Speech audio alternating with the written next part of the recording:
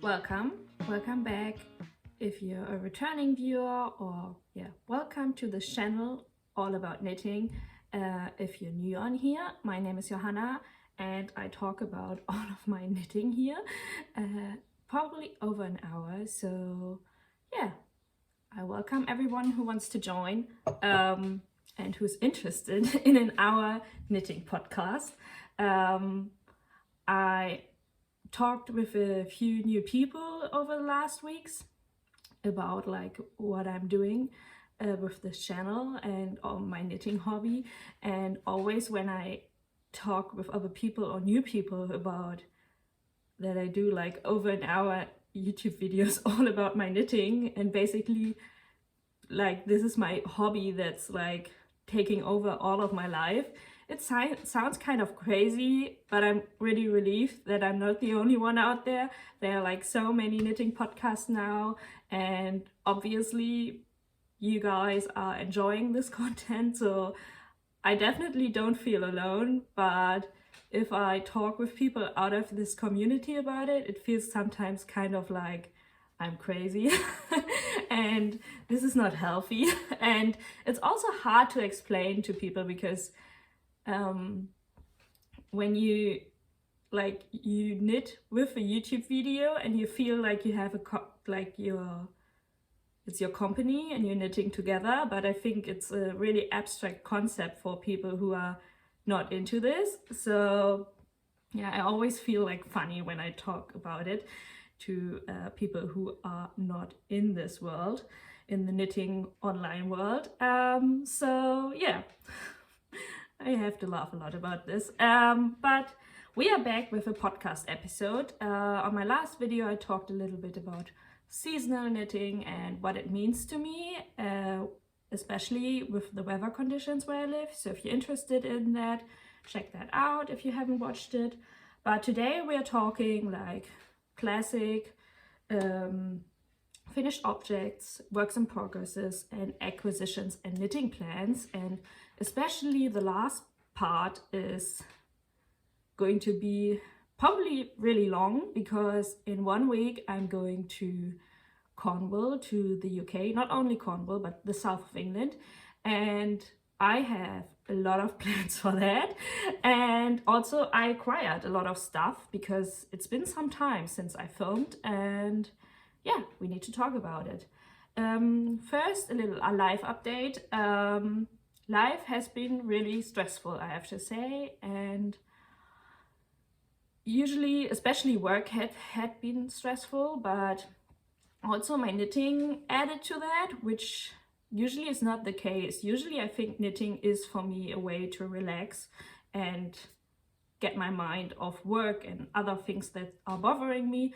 But with some projects I really felt stressed that added to the work stress, which hasn't been great.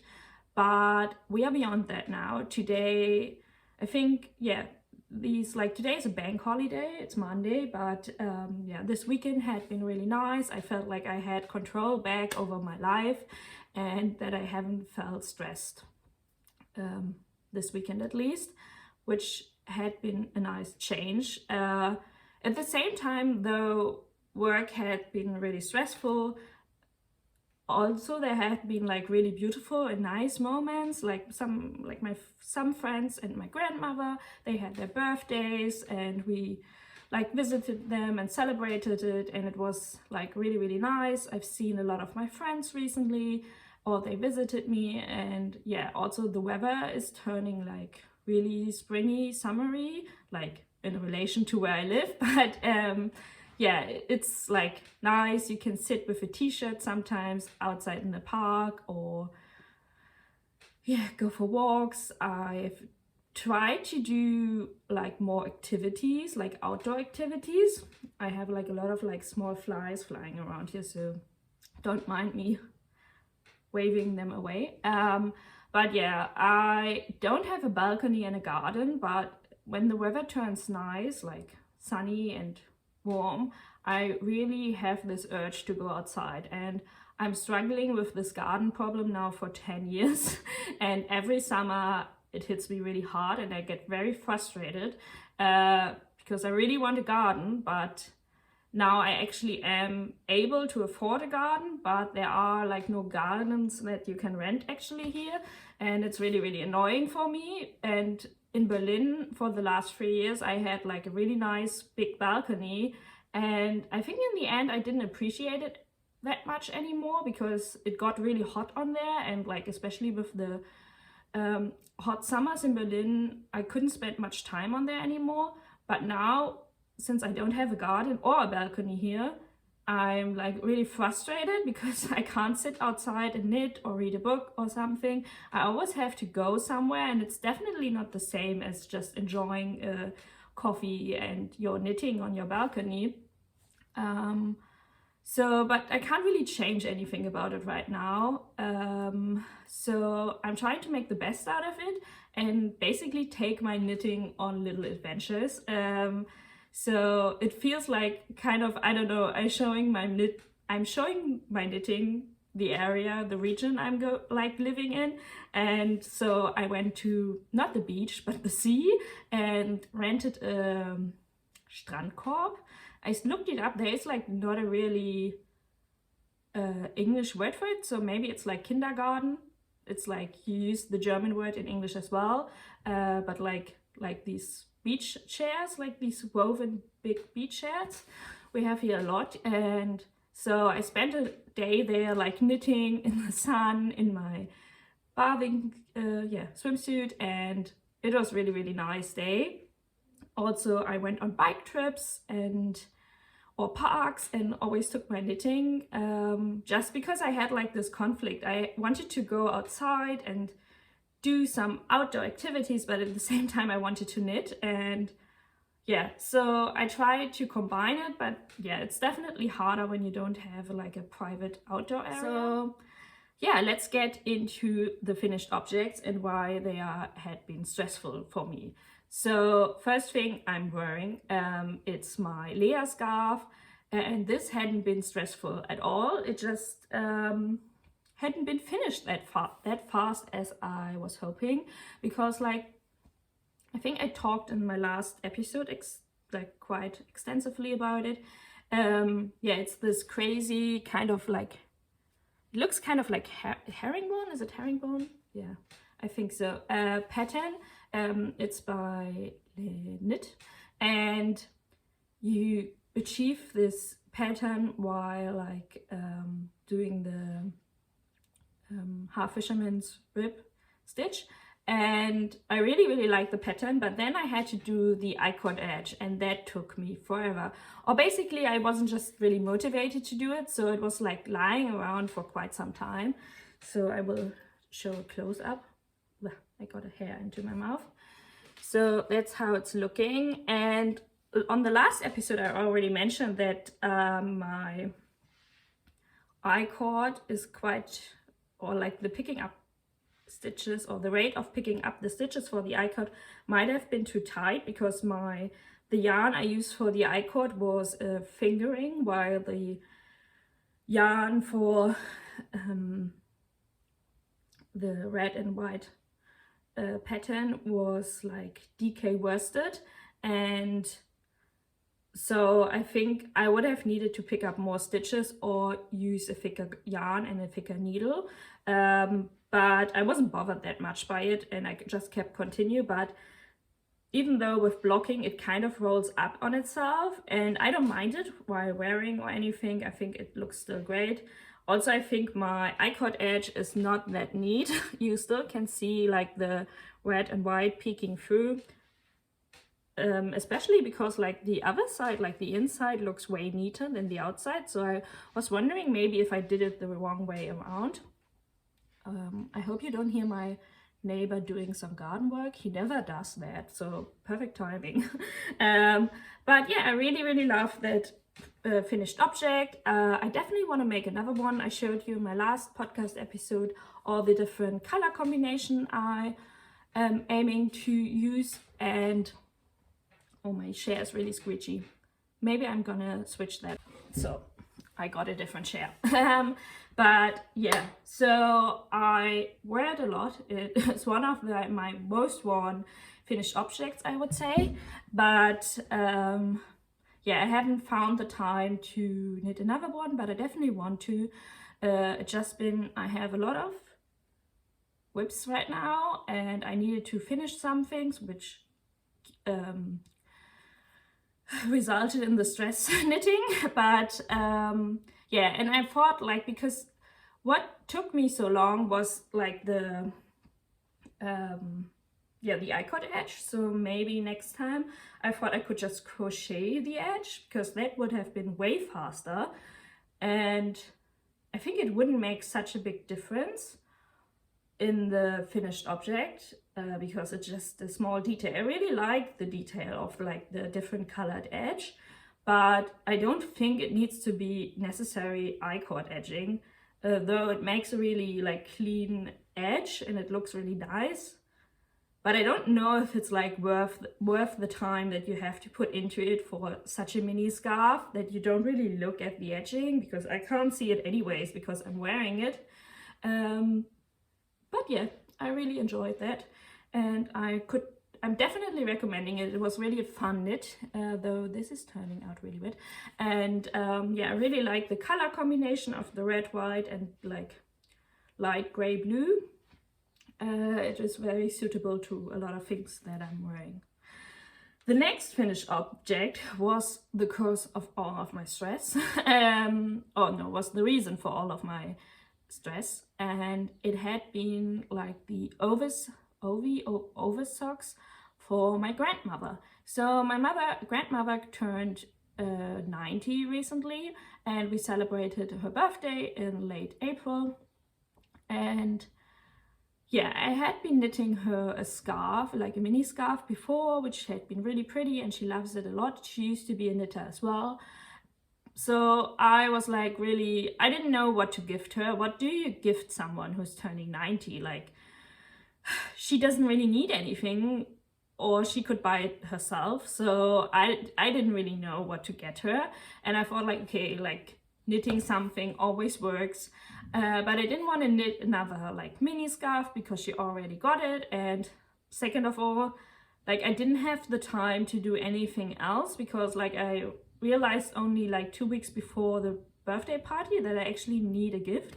And so I decided to go for socks, because I know her feet size or shoe size, and yeah, I think socks are quite, like, everybody loves knitted socks. So, but I wanted to make them special because, like, I mean, she can knit herself an average sock as well, or get one. So I wanted to do something special. So I already started the Ovis sock pattern for me last year. So I can show you, because it's not on my needles anymore. I started in this like tan kind of color, cognac color, and here you have like the small sheep, or like here, and then you have like this, like, I think it looks kind of traditional Scandinavian pattern, and then the contrast heel, and then you have also the contrast toe. But as you can see, it's not on needles anymore, because I was really unhappy with the heel I knitted, because I held the fingering sock yarn double, and that created like a way bigger gauge on the heel than the rest of the sock. And so I decided to rip it back, but haven't found the motivation to finish this sock, and it's also the first one. Also, you have to hold for the sheeps 3 different colors on your hand, which I really don't like. I really enjoy color work knitting, but only when you have to hold two different colors at the same time. The moment I have to knit with a third color, it kind of gets frustrating for me, especially with like such on a small gauge. I've knitted this and the socks for my grandmother on 2mm needles, which also resulted in a lot of frustration on my side, but it also makes a very pretty and dense fabric. So yeah, I knitted my grandmother's socks in a like dark navy, and with like I think this is the marzipan color by Filcolana in Arwetta, yeah, Arwetta. And for example, for the sheep, I always hold, like just for the sheep, not all of the contrast color part, I hold it with like cream colored mohair to make the sheep a little bit more fluffy. And yeah, this dark blue I got from Hobbii. It's like the Rainbow 4-ply sock wool, 75% wool, 25% polyamide. It was the first time that I got Hobbii yarn, and it was also the first time I went to their store, because my friend, she's living close to it in Hamburg. I really don't like that store, and I have to say I think the wool was alright, but I definitely prefer the Regia and Schachenmeier sock wool, which is really easy accessible here to me, and especially like very basic colors like this dark blue they have in stock as well. So I wouldn't, it's not something I would recommend, but it's also nothing, I didn't have a bad experience with it either. So yeah, the socks from my grandmother I will put in picture if I haven't done it yet, but for my grandmother, they turned out really cute and pretty. I didn't do like the opposite contrast color socks, because like the original pattern, it has like a yeah, it turns the colors around for the second sock, but I didn't do that. And I also didn't do the recommended heel in the pattern. I just did my German short row heel that I always do, and which works quite fine for the contrast colored heel. When it came to blocking, it was quite tricky, because I realized, like, I have slightly like one size bigger feet than my grandmother. I wasn't able to put them on my feet before blocking and after blocking, and I was really worried because basically the part where the sheep are was way too tight to get them over the curve of my feet, like where the heel, where like the foot and the leg connect, and the rest of the foot was fine. It was quite stretchy, but somehow my colorwork part up here turned out really tight. I don't know if it was because I didn't catch my floats often enough, even though this doesn't have like long floats in here, and when it was longer floats, I think I caught it like every 3 or 4 stitches. Or it might have been because of the silk mohair that I held in this part, which wasn't like super wash, so the rest of the wool was able to stretch, but the silk mohair wasn't. So maybe that was the reason, I don't know, but it was kind of tricky. So the thing was, I was really stressed, like I was on a really tight timeline with the blocking of the sock, and I finished the socks like the minute I was at my dad's place, where my sister picked me up for the birthday. And yeah, I really finished it on the last train. Like I had to take like 3 different trains, and on the last train I finished both socks, or one sock, both socks, but I was only able to block one at home and like left it on the sock blockers.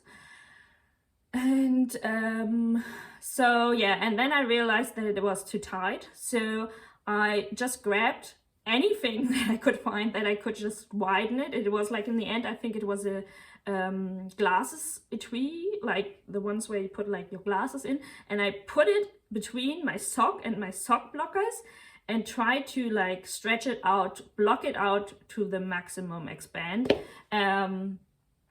Yeah, in the end they fit. I will insert a picture of my grandmother wearing it. That was like a very long story just to say they fit, but I had like, it was the most aggressively blocking I ever did, I think, in my life. Like it looked ridiculous with like these glasses etui pushed into the socks and the sock blockers, but yeah, it made it work. And I wasn't able to gift it to her during dinner, but we stayed at a hotel for one night and I gave it to them in the morning for breakfast, and she really liked them. I got a lot of compliments from other people, and they were really impressed with the teeny tiny color work on 2mm needles. But I have to say, my sock mojo is really low right at the moment. First of all, I really didn't enjoy knitting these socks on 2mm needles. I think this is just, I don't know, I think 2.5mm I still enjoy, but 2mm is just too small of a needle. You just basically make no progress. It feels so delicate in your hands, these needles. I wasn't really into it. So I think the next socks I will knit are definitely on bigger needles, and I don't know when the next socks are coming. At the moment, I definitely do enjoy knitting like mini scarves as small projects rather than socks. But you never know. Maybe at some point my sock mojo will come back. But at the moment, I don't see myself knitting socks, which is quite unusual because I had been a sock knitter for, I don't know, 6 years now. It's been like my comfort knit, and right now I really don't want to knit socks. So yeah, that's that. So the last finished object I just finished yesterday, 2 days ago, and I had been in a hurry as well with this one because the person I want to gift it to should have visited me this weekend, but her car wasn't working, so she couldn't come, and yeah, but I still finished it, so at least that's off my needles. So it's the Stripe Overload Polo in this dark green color, which is blurring out. Yeah, I don't know, you really can't see much. And I can't see much. So yeah, it's like crazy blurred out. So it's not the color that actually the fabric has. This is more like the color, but even darker, I think. So yeah, I knitted this one in Peruvian Highland wool and Knitting for Olive Silk Mohair. I will put the colorways onto the screen. And this is actually the recommended yarn, which I rarely do. So also that meant my gauge was on gauge. My knitting was on gauge. I used the recommended needles and I knitted the fabric or the object to the exact measurements that the pattern recommended. And yeah, it was quite unusual because everything is off gauge usually with my knitting, and I use like different yarns and stuff like that. So it had been like really mindless because I didn't need to like think on my own with this project. I just followed the pattern to a T. But even though my gauge is on point, the object is like way smaller than what size I knitted. It is not blocked yet, so I hope it will grow, but right now it's like nearly 10 centimeters smaller than what I was expecting. I think it would still fit my friend. It doesn't fit like it, I mean it fits me, but it would only give me like 6 centimeter positive ease, which is not the look I'm going for. Usually I have 20 plus centimeter positive ease on a sweater, but since it's not for me, I think it's not a problem. And I think it can grow with blocking. This is very, very heavy. This might be the heaviest sweater I have knitted so far. The Peruvian Highland wool has a lot of weight and there's a lot of fabric or wool that is going into here, but I think it's going to be very warm and very soft. I mentioned last time that I'm like not 100% happy with the way that like the yarn combination turned out because it has like a slight marbling effect. I think overall it looks alright, and my friends assured me that like it looks really, really nice, but I wouldn't use that yarn combination again. Also, I didn't really enjoy the yarn combination. I don't know if it's like a Knitting for Olive thing, like the silk mohair, or rather that I didn't like the Peruvian Highland wool. Or I mean, it's not like that I didn't like it. To be honest, I didn't like it. It feels very slippery. Like if somebody would tell me that this is superwash combination, I would believe it, I think. And I think this yarn is not superwashed, and probably to a lot of people it just feels very soft. But I think I'm so used to rustic wools right now that everything that is not rustic feels very slippery to me. And yeah, but I mean, it creates a very warm, soft garment, and I hope she likes it. And yeah, I think it's very pretty. And I like it. So I need to block it, and there's still some ends weaving that I need to do. So maybe I show a picture of the finished object. Oh, that's actually the true color. And yeah, and actually I have like a lot of yarn left. I have a whole ball of knitting for Olive Silk Mohair left, and nearly 3 balls of the Peruvian Highland wool. And I'm not sure if I ordered the right amount that it was recommended in the pattern, or the pattern just has like the wrong amount of yarn recommended for the size I knitted. I think I knitted the 4th size, like large or something. And yeah, so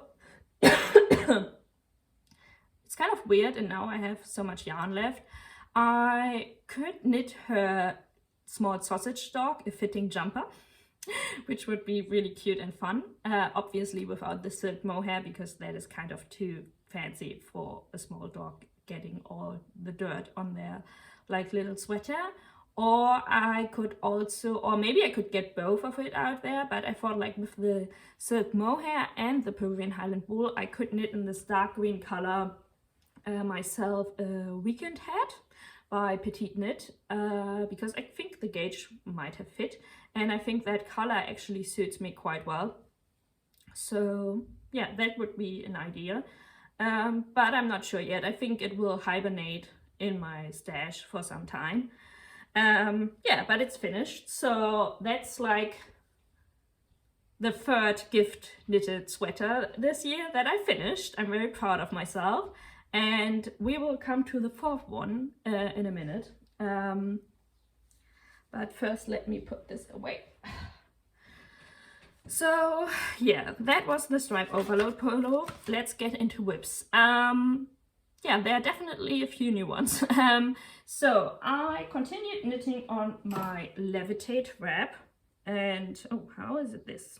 Made a lot of progress on that. So I definitely have to get back for this. So yeah, this is the body, and that is one sleeve. And the body is still on a barber cord, not a barber cord, but on a cord, just knitting cord, because I haven't knit the double knitted edges around the front and at the bottom yet. And also obviously not the 2nd sleeve, and that wasn't because I didn't want to knit it, but rather because I ran out of yarn.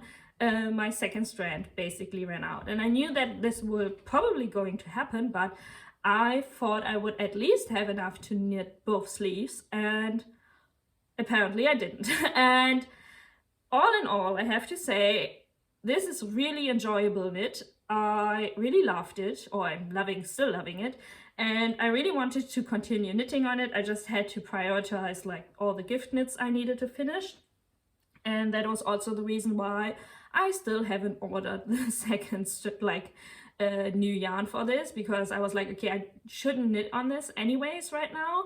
I should like prioritize different knits, so if I don't have the yarn for it, I can't knit on it. So yeah, I'm knitting this with drops Brushed Alpakka Silk, holding it with 2 strands of like this lace merino in like this middle gray color, and I'm really liking the fabric that it's creating. I started with the recommended 6mm needles on the back, went down to 5.5, but the 5.5 needles that I have are actually these like Knit Pro needles. I think they are like the carbon ones, and I was hating the sound that they made so much I just couldn't continue knitting with them, even though I was perfectly engaged on 5.5 needles with them.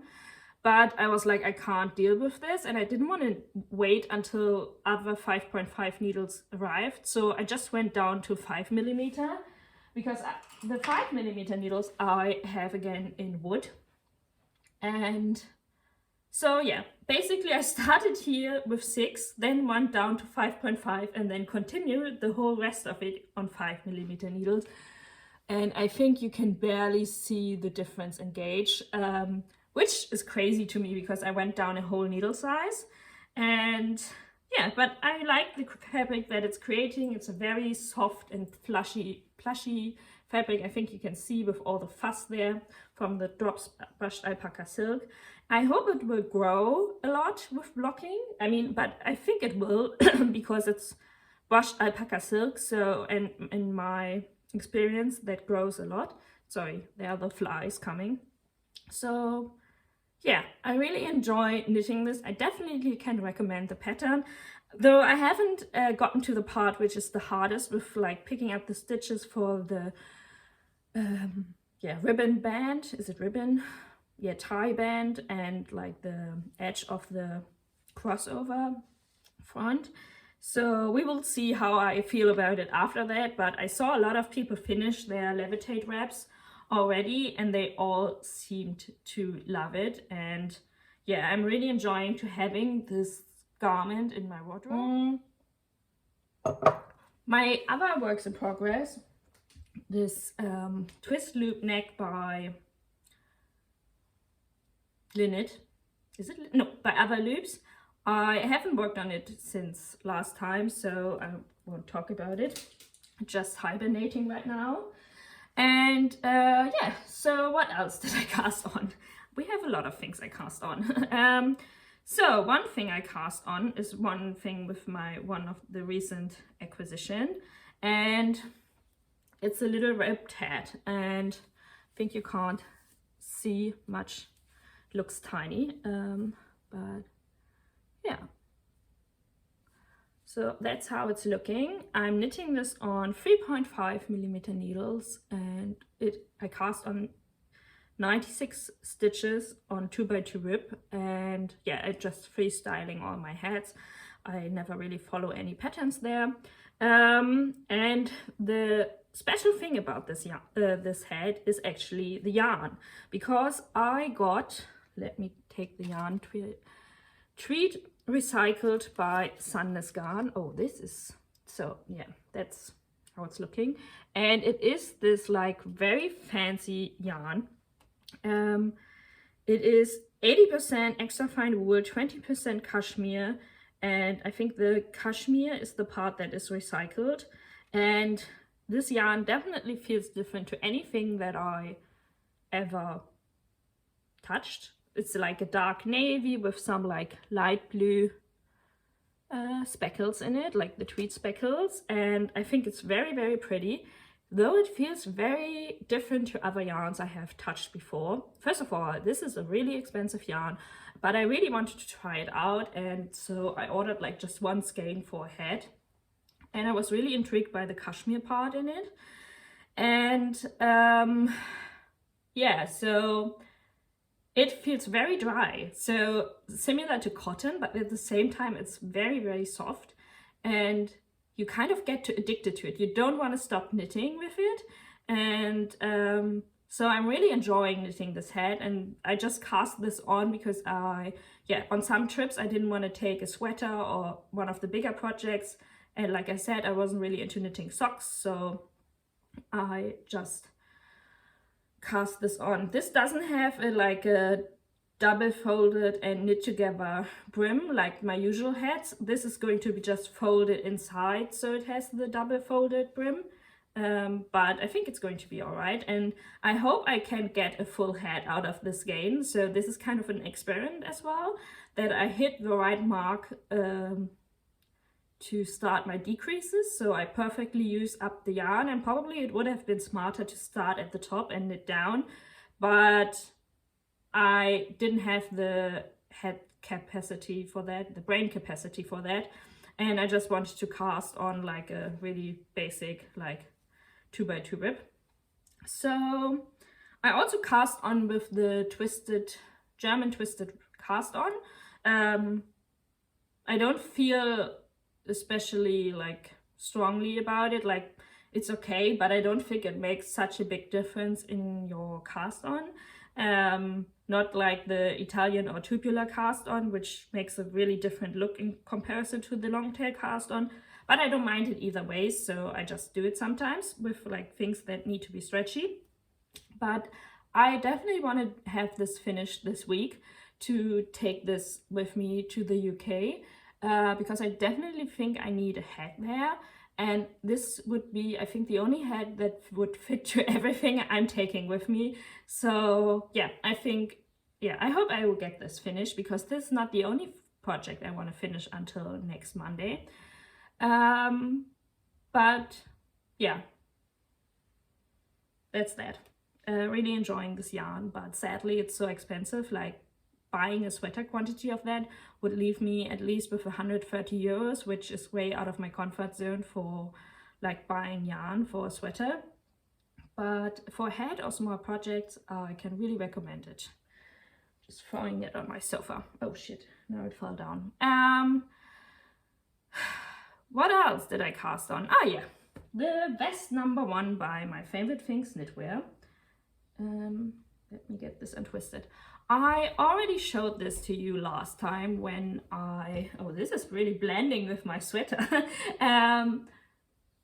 in my last podcast, but I wasn't really happy with the fabric that my gauge was creating, so I went down from a 4.5 needle size, which was recommended in the pattern, to a 4mm needle. And yeah, I'm definitely more happy with the fabric that it's creating. Maybe it's like a little bit dense, but I don't know. I haven't blocked or gauge swatched, so we will see how this is turning out. But even though I went down a needle size, I feel like my gauge is still too big, like because so I'm finished with the back panel right now, but it's rolling up, but the pattern would like lets me cast on 3 extra stitches now on both sides, and if I would do that, I would like be way over the bust measurement I wanted to achieve, or for the size I would knit.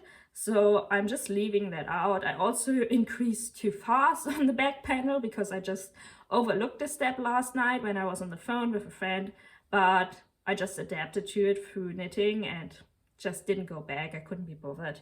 I think it's all right. Yeah, this is definitely, like, I'm knitting with this Hjelholts Græsgarn. I mentioned this last time that I got this in this like Scandinavian, oh, this is like Scandinavian yarn shop that is really close to me, and this is like really rustic, like Danish wool, but I really like knitting with it.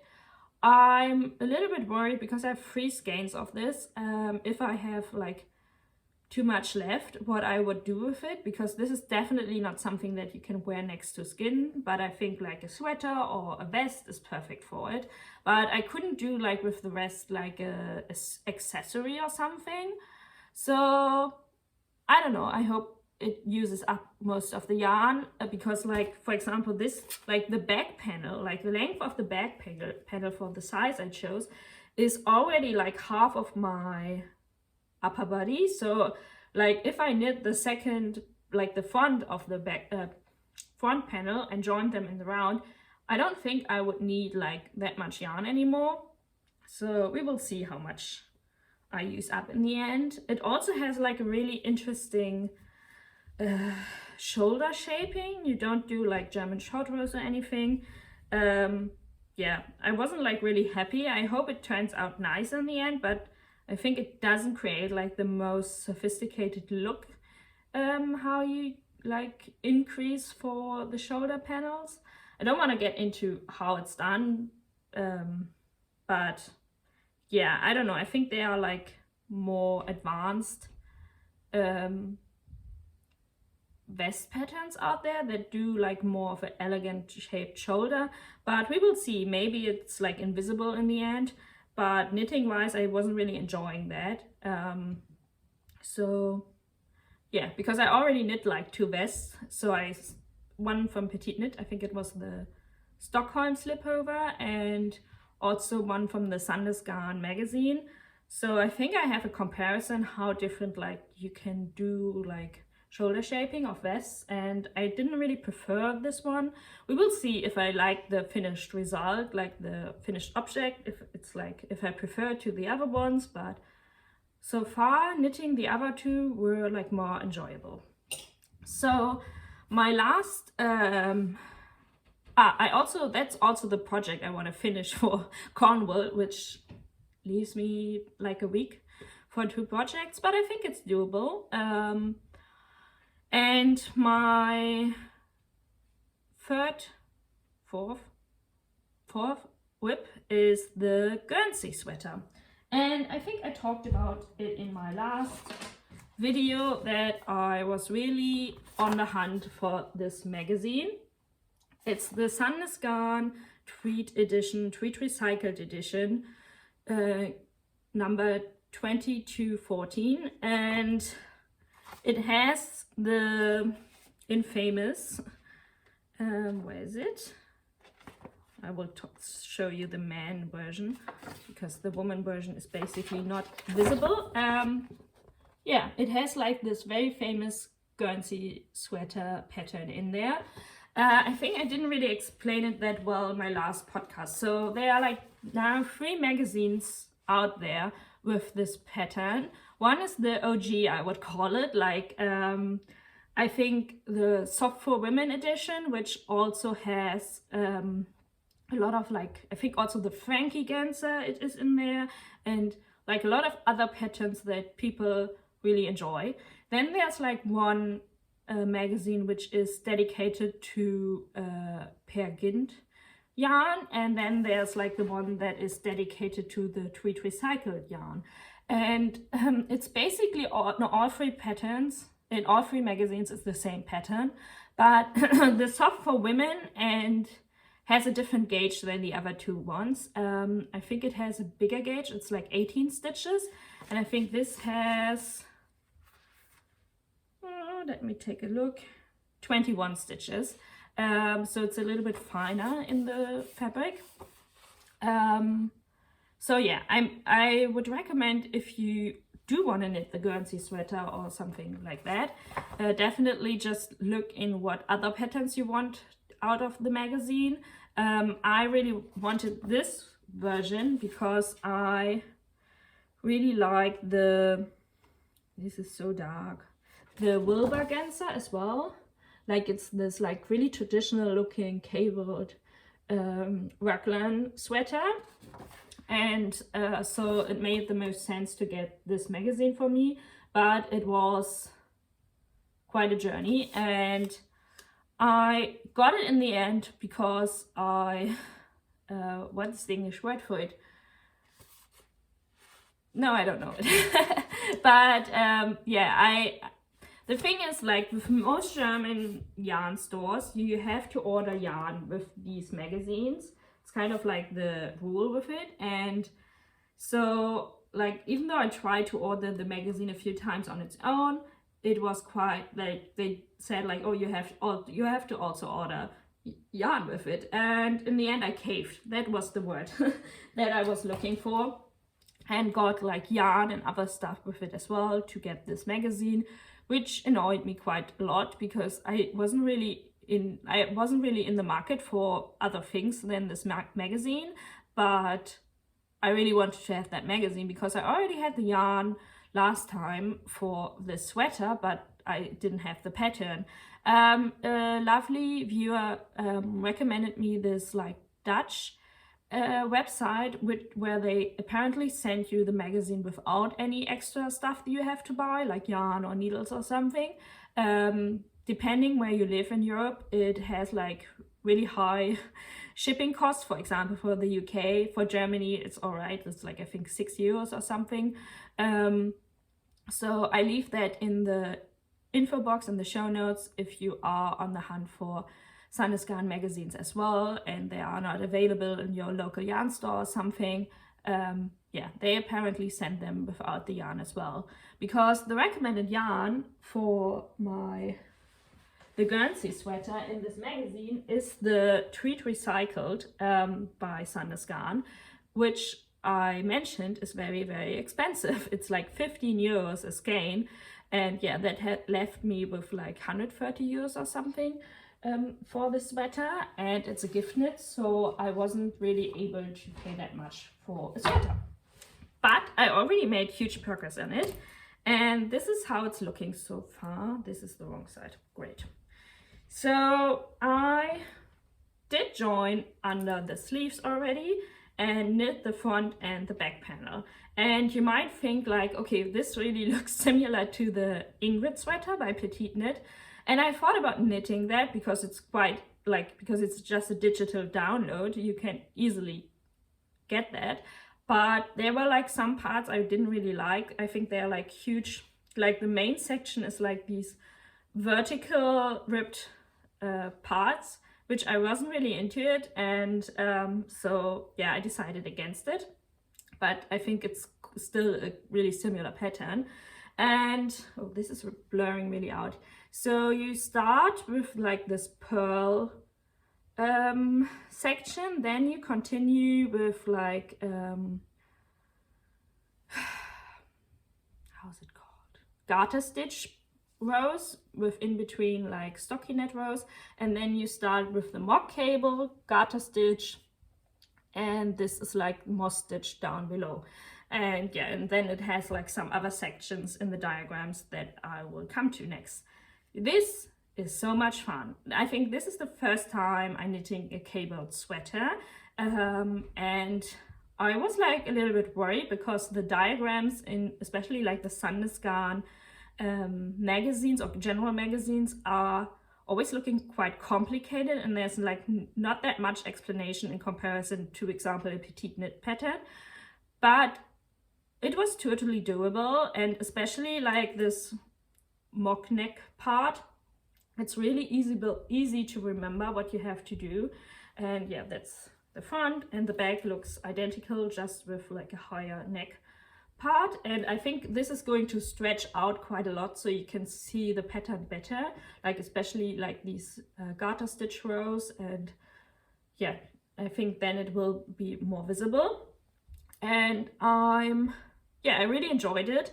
I also figured out for like cable knitting that these needles are quite useful because I don't have a cable needle, and I was kind of struggling knitting the twist loop neck where you also have like these braided cables, but if you use them to hold your stitches that you like put in the front or in the back for cables, this works really fine. Because I looked up like cable needles and considered getting some, but the ones I found weren't like that pretty, or like all plastic and stuff like that.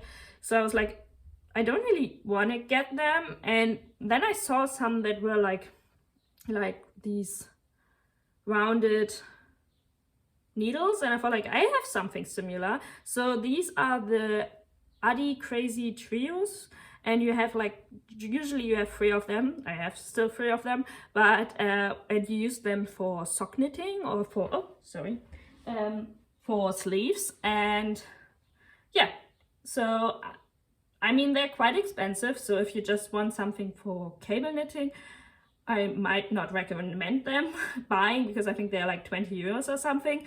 But if you're looking to try out like different needles for sock knitting or for small circumference knitting, they are definitely more practical than DPNs, because since they are like rounded they are arched, you only need 3 and not 4 or 5 needles like DPNs. And especially for cable knitting, they were quite useful. So this sweater, I had some gauge issues. So I think the pattern is recommended for 4mm needles, but on my gauge swatch, I already decided to go down on 3.5. And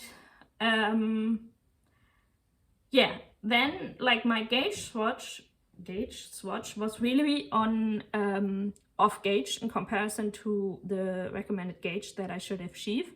So I decided to knit like 2 sizes up to get the size or the circumference of the bust that I wanted. And And then I started knitting, and my project was like so big, and I was like, this is already bigger than the first size, so I don't really get it. And then I measured my gauge again, and it definitely changed to my gauge swatch, and my calculations just didn't work anymore. So, but I didn't really want to cast on again, and so I just adapted to my gauge during the pattern. So I should have like increased more stitches for the mock cable part, but because I knew that the shoulders were already wider what the pattern recommended, I just didn't increase that much, and just, I don't know if this makes sense, but just use the count of the first size instead of the third size or fourth size that I was original knitting. So yeah, in the end I started knitting with the fourth size, and I ended up knitting now from here on the first size, and it worked fine, I would say. I hope it works in the end, but since it's a drop shoulder construction, I don't think it's such an issue when the shoulders are a little bit wider and like lie lower. I think it's an oversized pattern anyways. I mean, the smallest size starts with 120 centimeter bust, which is giant for an extra small. So yeah, I think we are all right. But this showed me again that I'm an extremely loose knitter, or I had become an extremely loose knitter, and also that my gauge swatches seem to not reflect my knitting anymore, and which makes a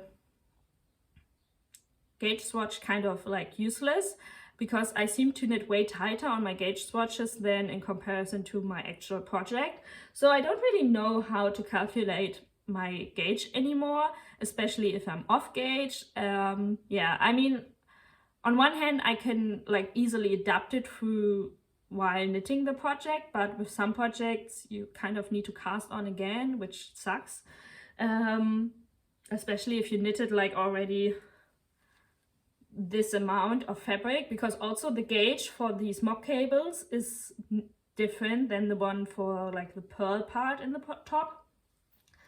So yeah, but I definitely can recommend this pattern. I really enjoy it. It's really entertaining, and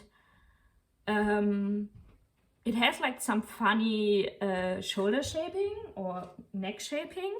You don't do like short rows in the back of the garment, but in the shoulder shaping. So you create like this, yeah, this rounded edge. I don't know how well you can see that. That was quite new to me, but yeah, it was definitely doable. It wasn't like that complicated. But I realize now that I'm definitely more of a entertained knitter, or how do you say that? Like, I don't know if you watch like the podcast by the Italian knitter Francesca and Anna Pesetrevino's podcast, and they have this thing going on that Anna really wants to be entertained by her knits, and Francesca really loves like stockinette and garter stitch for miles and miles. And yeah, I always like wondered where I fall in the spectrum or category, and I definitely do enjoy more being entertained by my knits, so more advanced knits, I would say, because like with my stripe overload polo, which is a lot of stockinette, I just got bored so much. I think the body was quite alright, but when it came to the sleeves, I couldn't be bothered. I was like so bored by it, because you already had like this huge stockinette part at the body, and then you still had to do like 2 really wide sleeves, and yeah, I wasn't enjoying that. So I don't think I'm a stockinette girl. If it's stockinette, I do enjoy color work, or for some parts I think it's alright to do it on the sleeves, but if you do it the whole body, it's kind of, yeah, it bores me easily. So I think like cabled or structured knits are more my thing, or some color work. And I have a lot of color work projects on my to knit list, so you will see that more in the second half of the year. But yeah. But the Guernsey sweater is also not coming with me to the UK, to England, but because I would need to take a lot of yarn with me, because it's like, I don't know, 12 balls or something from this like Isager Highland wool. And I really like this yarn. It's really enjoyable, it's really pretty, it's turning out great for this textured knit, so I'm really happy with my yarn choice there. But yeah, it would need like, I would need to take a lot of yarn with me to the UK, which wouldn't fit into my suitcase because I'm planning on buying a lot of yarn there. So that leads me to acquisitions and knitting plans. So let's talk first about the acquisitions.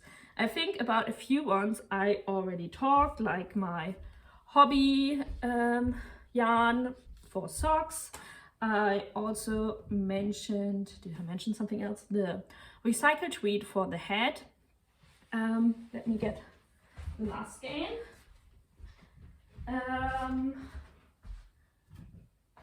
Because I got more.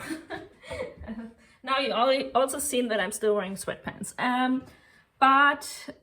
So, okay, I'm starting with the most exciting thing that I got. And I'm so happy with the thing I got. Ta-da! It's so cool.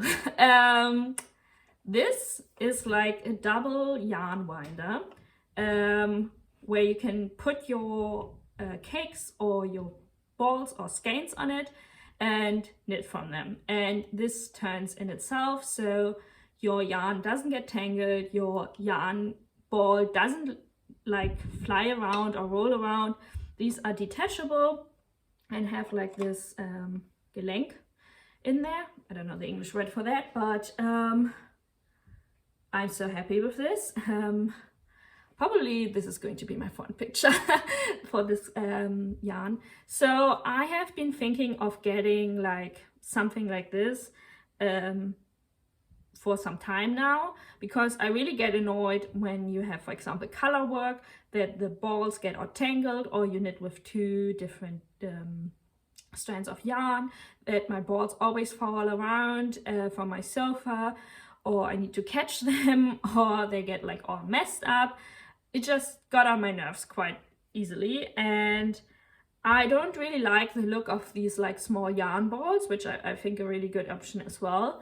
And so I always thought about getting like one of these, but most of them are in a light wood, similar to my Swift, which I already mentioned. I'm not really a fan of it. But then I found through Etsy the supplier of these like dark wooded yarn winders, and I fell in love immediately. They also have like single ones where you don't have like these like two poles, I would call them. And yeah, so I ordered, and they also had them on a huge sale when I went on Etsy. And the only thing I felt a little bit uncomfortable with was that they were shipped from the Ukraine. And I wasn't like really sure how that logistically would work. I mean, I know that like some parts are like normal functioning, even though with the war going on, but I was like, how does something from like in a war zone come to me to Germany? And I thought like also maybe there will be some issues with like taxes, fees, or like controlling the package or something. But it worked all. I'm really in love with it. It's like so pretty. I don't know how much you can see of my... No, let me show you. I also got a what is it, like a couch table. It's kind of like a bar cartwheel, and like look at that, like my teak bowl for yarn, my table, and this yarn winder fit perfectly. It's like a match made in heaven. I was so happy about the color. It really, like, I don't know, I couldn't be happier, and I had been using it nearly every day. I even took it with me on my travels, because you can easily detach it, and then you can just screw these plates off, and then it's like just like you can just easily travel with it. And yeah, it's really convenient. I can put like different projects on these 2 poles, or like 2 different yarn strands, because like I mentioned, I'm planning on knitting a lot of like color work projects in the fall. So I was like really bothered, like how should I like organize them and keep them not tangled. And so I decided to get like the version with 2 poles, so I could actually stack them or something, and it had been making my life way easier. So that's been a great purchase. I will leave the supplier down in the info box. That was her card. She has a lot of like other knitting stuff, but yeah, I was really only interested in these yarn winders, and I highly recommend one of them if you can order something from the Ukraine. The other thing I got, and it's been some time now, and I did a post on it on Instagram, so it feels like ages ago, but I got yarn from Wool and Twine, and I think this is nearly like 2 months old now, but it was the limited edition Heritage DK yarn that she did in a collaboration with a local shepherd. Also, what's local to her is local to me, which is always really great, and I really like the story or the thought process behind the name Heritage Yarn and what it meant to her, because I can associate it with it easily.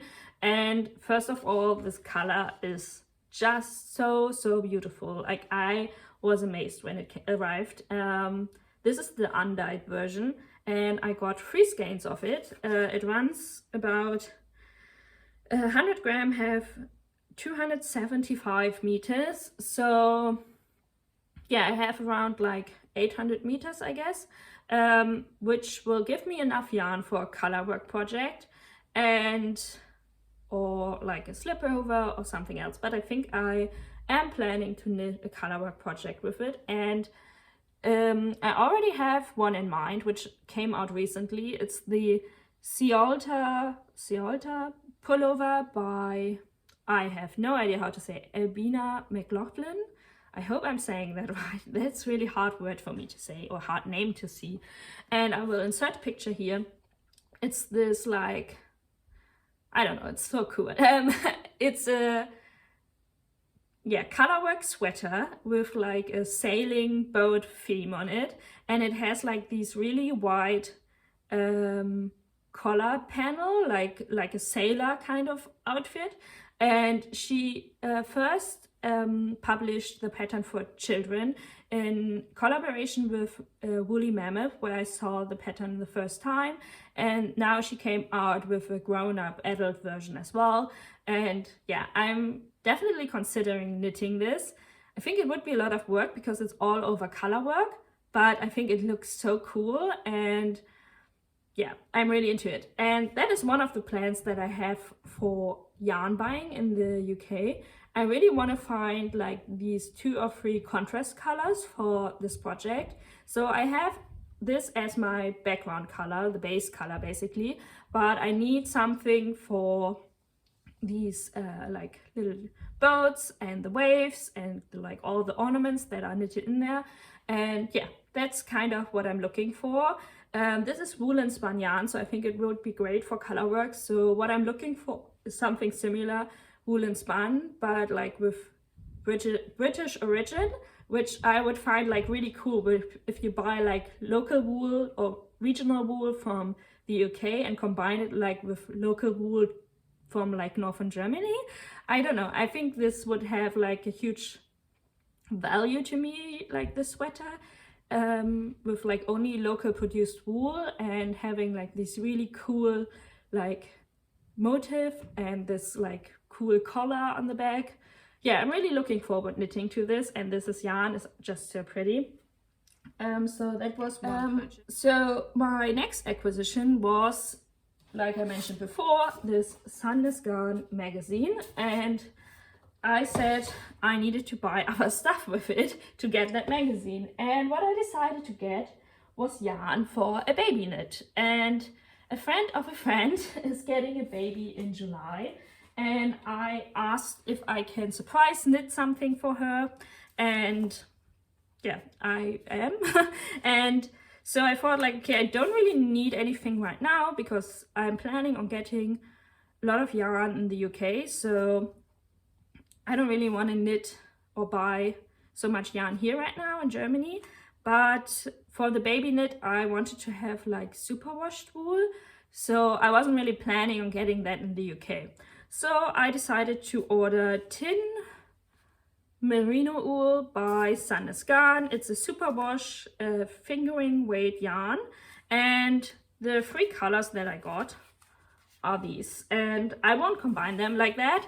I'm planning on knitting 2 things. One is the seaside set, and I'm going to knit them in this is so light in this color. So the white is going to be the main color for the little sweater, and then you have like these cognac colored stripes and cognac color shorts, or not shorts but pants for the baby, because I decided to go for that color because the baby is going to be born in July, and I want to knit her something in like for her 3-month-old size, and that is going to be autumn. So I thought like I would choose a more autumny color. So yeah, it would look cute in autumn when all the leaves fall and stuff like that. And I also wanted to knit her something else, and what I decided to knit is the Daisy cardigan by Knitting for Olive. And it's like this really cute cardigan with like little embroidered daisies on it. And I decided to get this like, how do you call this? It's not really turquoise, it's more muted, I think, than turquoise, but yeah, no, not minty, turquoise minty color, but it's quite pale and desaturated. It comes more brighter off on the camera as the background color, and embroidered little daisies on it. Then I really wanted to have like more a sage color, like the artichoke color by Knitting for Olive, but since the mom is not a knitter and I am not there to explain her how to take care of the things, and she's a first-time mom as well, I really wasn't feeling comfortable knitting something in non-superwash yarn. So, and this was like the closest color I could find, which I know will be suitable in her color palette. The baby is going to be very, very blonde because her parents are blue-eyed and blonde-haired, and so I think this color looks really, really nice on them. So that's one of the things I got. I also got a few needle stuff, like I got a few sets of really cheap DPNs, and I also got like these ginger colored, I think, Knit Pro needles, and I also got this very ugly purple cord, but this is really cool. Knit Pro recently bought out like a twisted cable as well, and so this, like, I got already like 2 pairs of that. This is how the packaging looks like.